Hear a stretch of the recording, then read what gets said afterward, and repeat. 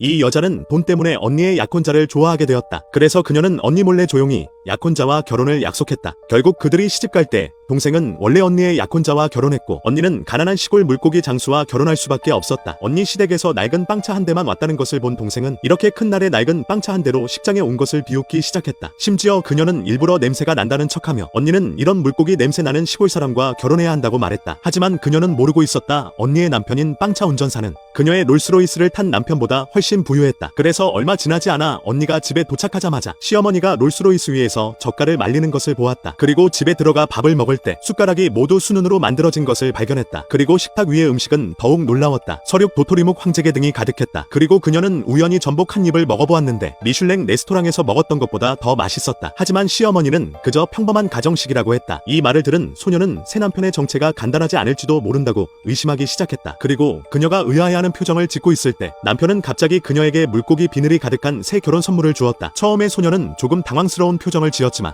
이미 그와 결혼했으니 물고기 알이라도 웃으며 받아야 한다고 생각했다. 하지만 예상치 못하게 붉은 천 안에는 금팔찌 한 무더기가 들어있었다. 소녀는 놀라 눈을 크게 뜨고 이 무거운 가방이 모두 금이라는 것을 믿을 수 없었다. 하지만 아내의 표정을 본 남자는 자신의 선물이 너무 속물적이라고 생각했다. 그리고 다른 것을 사러 가려고 했다. 그러자 여자는 서둘러 그를 막으며 설명하려 했다. 하지만 그녀가 말을 끝내기도 전에 옆에 있던 시어머니도 딸이 이 선물을 좋아하지 않는다고 착각했다. 그리고 곧바로 아들을 꾸짖으며 돈을 아껴서 이런 쓰레기 같은 것만 사왔다고 말했다. 이 말을 들은 여자는 곧바로 시어머니도 오해하고 있다는 것을 깨달았다. 그리고 곧 남편은 무언가를 떠올린 듯 주머니에서 정교한 선물 상자를 꺼냈다. 그리고 소녀가 상자를 열자 놀라 자빠질 뻔했다. 안에는 다이아몬드 한 상자가 가득했다. 하지만 곧 남자는 여자의 당황한 표정을 보고 아내가 여전히 마음에 들지 않는다고 생각했다. 하지만 이번에는 여자가 서둘러 설명하며 남자의 가족에 대한 의문을 물었다. 이 말을 들은 남자는 곧바로 아내를 데리고 집안의 양식장을 보러 가자고 제안했다. 곧 두 사람은 한없이 펼쳐진 저수지에 도착했다. 그리고 아내에게 눈에 보이는 모든 곳이 그들의 양식장이라고 말했다. 그리고 남자는 한 뭉치의 은행카드를 꺼내 여자의 손에 쥐어주며 그 안에는 몇억 원밖에 없다고 하며